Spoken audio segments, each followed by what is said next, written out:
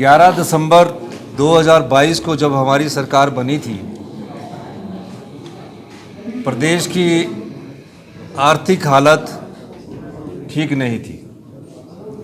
प्रदेश आर्थिक संकट के दौर से गुजर रहा था और इस आर्थिक संकट का मुख्य कारण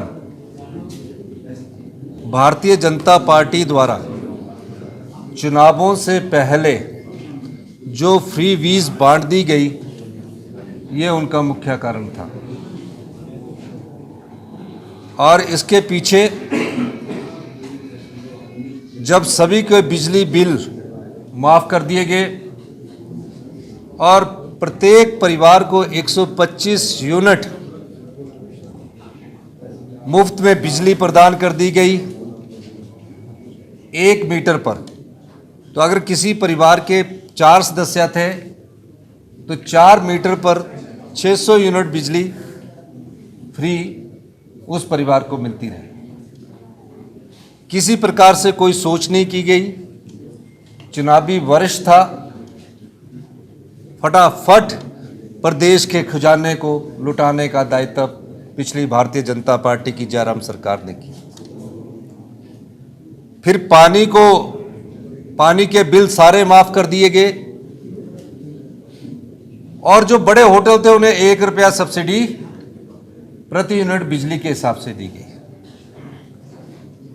चुनाव को सिर्फ 4 महीने रह गए तो 600 संस्थान खोल दिए गए।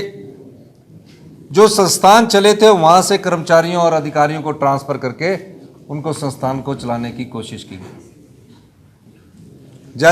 इन सब के बांटने के बाद भी हिमाचल प्रदेश की जनता ने मुफ्त पानी लेने के बावजूद भी, मुफ्त बिजली लेने के बावजूद भी और 50% महिलाओं को बस किराए में छूट देने के बावजूद भी भारतीय जनता पार्टी को सत्ता में नहीं आने दिया।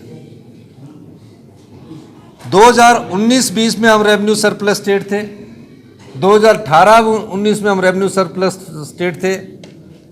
चुनावों से पहले भारतीय जनता पार्टी द्वारा जो फ्री वीज़ बांटी गई, उससे प्रदेश के खजाने को बहुत नुकसान हुआ।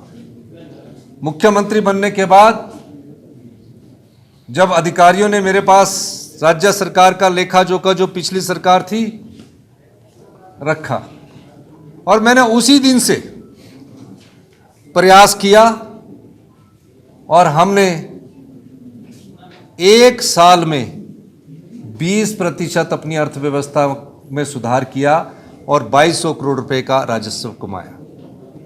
राजस्व का एक मैं उदाहरण देना चाहता हूं।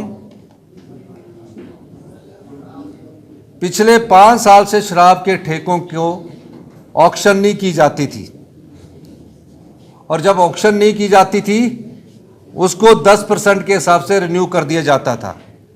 यानी कि 1500 करोड़ रुपए अगर साल में पूरे हिमाचल प्रदेश से आने होते थे तो 10% पर 150 करोड़ पर रिन्यू करके उन्हीं ठेकेदारों को दे दिया जाता था। मैंने सबसे पहला फैसला एक्साइज एंड टैक्सेशन के आधार को देखते हुए ऑक्शन किया और पहले ही साल हिमाचल प्रदेश सरकार को 485 करोड़ रुपए का राजस्व अर्जित हुआ। भारतीय जनता पार्टी के 5 साल में 665 करोड़ रुपए का ही राजस्व आया। और उसके बाद डीजल पर इन्होंने वैट कम कर दिया था। जब हमने डीजल पर वैट को वापस उस जगह पर लाया, उस समय उन्होंने कहा, डीजल पर जब वैट वापस आया उस समय उन्होंने कहा, उस समय के पेट्रोलियम मिनिस्टर जो थे केंद्र के, उन्होंने कहा कि सरकार ने वैट बढ़ा दिया। हमने अर्थव्यवस्था को मजबूत करने के लिए वैट बढ़ाया। मेरे ख्याल उस समय पेट्रोलियम मिनिस्टर जो थे हरदीप पुरी जी थे और हमने 3 रुपए डीजल के बढ़ाए।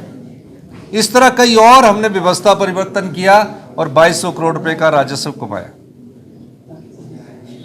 और फिर हमने अपने सरकारी कर्मचारी और अधिकारियों को जो हमने राजस्व बढ़ाया था, जो हमने सुधार कदम उठाए थे, उसमें हमने पहली ही कैबिनेट में सरकारी कर्मचारियों को ओल्ड पेंशन स्कीम दी। हमने उसमें व्यवस्था की बजट की, क्योंकि जो पैसा जनता का लुटा दिया जाता था उसके माध्यम से जो हमने शराब के माध्यम से 450 करोड़ कमाया, वो हमने ओल्ड पेंशन स्कीम के तहत उन कर्मचारियों की रिटायरमेंट के लिए लगाया जो बेचारे आज रिटायर होकर जिनको 10,000 रुपये पेंशन मिलनी थी, आज वो 25 और 50,000 रुपये पेंशन प्राप्त कर रहे हैं।